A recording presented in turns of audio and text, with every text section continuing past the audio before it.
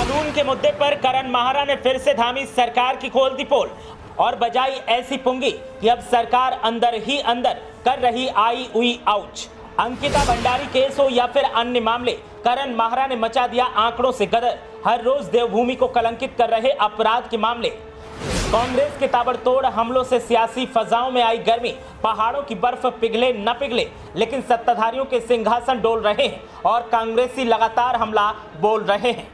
सब कुछ चंगा दिखाने की होड़ में लगी धामी सरकार की लंका लगाने का ठेका अब उत्तराखंड में कांग्रेस ने ले लिया है और आंकड़ों के साथ कांग्रेस के नेता सरकार की जमकर पुंगी बजा रहे हैं। मीडिया के सामने आए कांग्रेस के प्रदेश अध्यक्ष करण माहरा ने अब सरकार को फिर से लपेटे में लिया है और ऐसा सियासी वार किया है कि सरकार को जवाब देते नहीं बन रहा। अंकिता भंडारी का मामला हो या फिर हर रोज होती आपराधिक वारदातें, कांग्रेस ने सभी का फॉलोअप पहले लिया और फिर सारे पुख्ता दस्तावेजों के साथ धामी साहब को धमकी देते हुए कहा कि हालात सुधारिए वरना आवाम आपके रवैये को सुधार देगी और वोट की चोट जरूर देगी।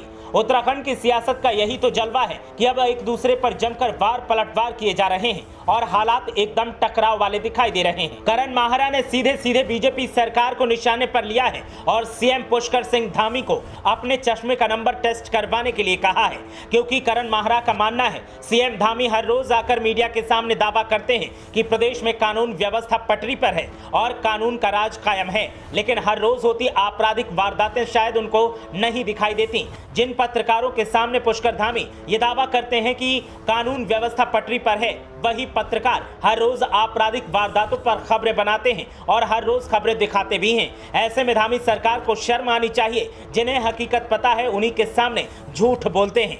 करण माहरा ने कहा कि अंकिता भंडारी हत्याकांड पुलिस प्रशासन और राज्य सरकार के ढीले और लापरवाह रवैये की वजह से राष्ट्रीय मुद्दा बन गया। बीजेपी नेता के रिसोर्ट पर आनन फानन में बुलडोजर चलवाकर सारे साक्ष्य मिटवा दिए गए। अंकिता केस के वीआईपी का नाम आज तक उजागर नहीं हो पाया।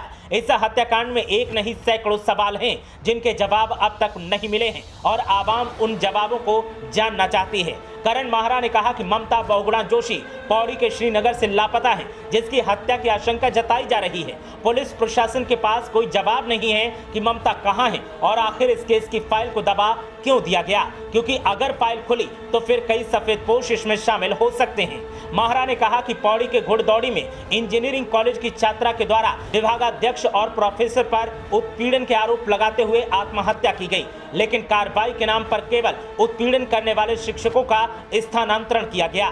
माहरा ने कहा कि केदार भंडारी 19 साल का युवा जो आंखों में सपने लेकर आया था, अग्निवीर योजना के तहत भर्ती होने के लिए अचानक चोरी के इल्जाम में पुलिस पकड़ कर ले जाती है और केदार गायब हो जाता है।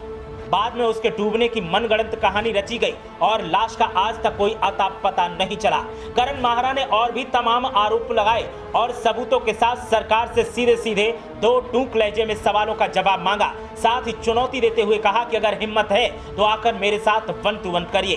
करण माहरा ने कहा कि सल्ट के दलित युवक जगदीश की निर्मम हत्या देवभूमि को शर्मसार करने वाली थी। घटना से पहले जगदीश के द्वारा पुलिस अधीक्षक अल्मोड़ा से पुलिस सुरक्षा की मांग की गई थी, लेकिन सरकार के द्वारा उन्हें सुरक्षा नहीं दी गई। करण माहरा ने कहा कि हाल ही में हुआ चमोली में पिंकी हत्याकांड, हरिद्वार में बीजेपी नेता के द्वारा महिला से बलात्कार की घटना, हर्रावाला देहरादून में दलित युवती मनाली हत्याकांड, हाथी वड़कला देहरादून में महिला के साथ दुष्कर्म के बाद हत्या, टिहरी में दलित युवक जितेंद्र दास और लखनपाल हत्याकांड, रुड़की के ढडेरी में गांववासी दलित युवक की हत्या, ये सभी घटनाएं राज्य में समाप्त हो चुकी कानून व्यवस्था के जीते जागते उदाहरण हैं, लेकिन धामी सरकार को शायद ये सब नहीं दिखाई देते। उन्होंने एक ऐसा चश्मा लगाया हुआ है जिससे सब कुछ हरा हरा दिखाई देता है, लेकिन चश्मे को उतार कर देखो तो उत्तराखंड अब बंजर होता जा रहा है और इस बंजर होते उत्तराखंड के लिए सबसे बड़ा कारण है लचर कानून व्यवस्था, जिसकी वजह से कोई पलायन कर रहा है तो कोई मुंह दबा कर बैठा है,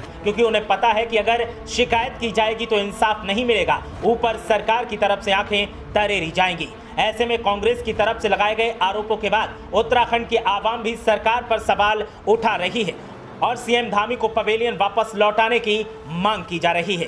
ब्यूरो रिपोर्ट, देवभूमि अपडेट।